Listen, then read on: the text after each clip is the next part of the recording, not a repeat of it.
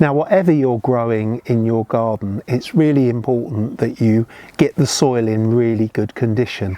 But when it comes to fruit and vegetables, you want to get the best crop, the best results from what you're growing. So getting the soil right there is really crucial.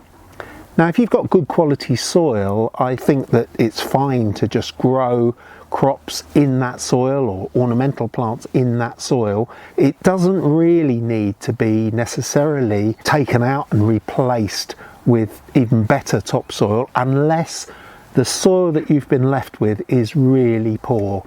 Now, that might be the case on a new housing estate where you've just inherited the soil that's been left by the builders, and it might not be conforming to British standards. Now, British standards for topsoil are really important, so it's important to buy from a recognised source, one that is going to give you soil that you know that you're going to be able to succeed with, and not waste your money buying plants to grow in it, or waste your time by sowing seeds in it if they're not going to perform very well. So look out for British standard topsoil if you're going to replace your existing garden soil. But nonetheless, if it is a pre-existing soil that's in really good condition and been cared for and had organic matter added year after year, and that soil is in good heart, then keep it, grow in it, you don't have to replace it. But if you're going to build raised beds, or if you're going to be serious about getting into veg and fruit growing, then if you're going to bring in new soil, make sure it conforms to that British standard. Now, the soil that I've got in these raised beds is soil from other parts of the garden.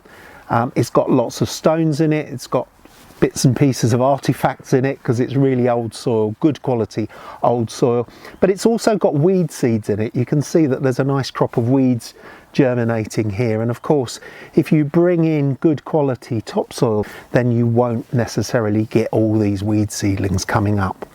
So I like to use a Rolawn veg and fruit blend topsoil to fill new raised beds or to top these up, because as I say, my pre-existing soil is fairly decent, but if I'm going to add any more to it, rather than buy from an unregulated source, I want to know that I'm getting in really good quality topsoil.